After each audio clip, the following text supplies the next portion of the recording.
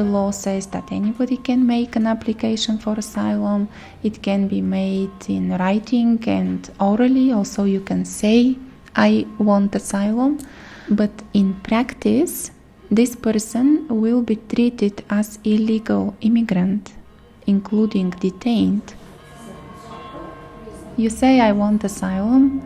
You write an application, but you stay in the detention center until you are registered by the State Agency for Refugees. And between the moment of making the application for asylum and registering it, there is a gap of time, and it is arbitrary. If at all, if you are not deported as illegal migrant in the meantime, because you are detained for the purpose of being deported as illegal migrant. And some of them are returned. They have asked for asylum, but what? Nothing happens. This is something that is not written in the law, but this is how in practice the system works.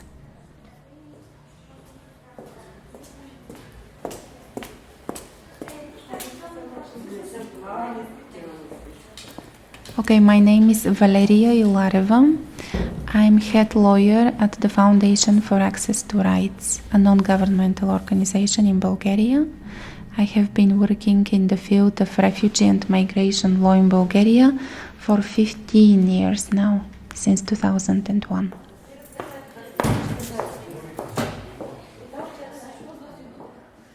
Every detainee has a number, and the number is more important than the name. The way in which I work is that detainees know our organization, know me, and they know that they send us SMS their numbers, and when I visit I call. But those who haven't sent their numbers, I cannot call them. I don't have access.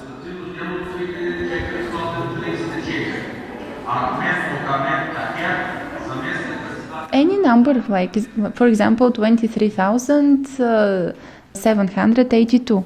This is how a number looks like. And you must know it in order to call the person. That is why I tell you, of course, it is natural for lawyers not to reach everybody.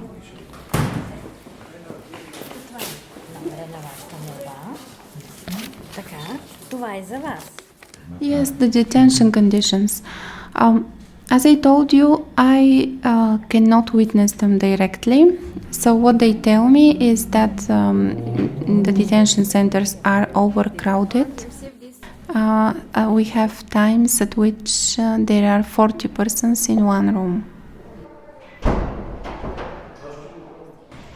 Whether detainees are beaten by the guards in the detention center, it happens rarely. It happens rarely. You can judge whether it is positive or negative comment. Solitary confinement is another issue which is used as a punishment in the detention centers. The person is put in that cell alone, a camera 24-hour recording. The toilet is in the same room in the corner. There aren't any facilities in this room. This is just a cell.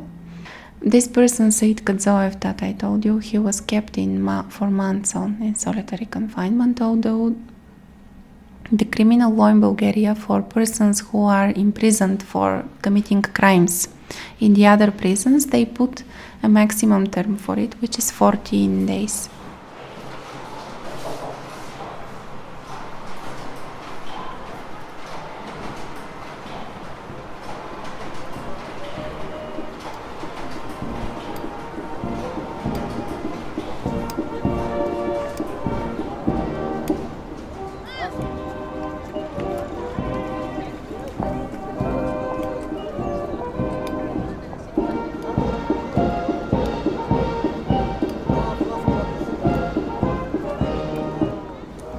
Here I would like to tell you something. You know that Bulgaria is considered a transit country. And this cliche, I do not like it because it stays on the surface. It doesn't go deeper.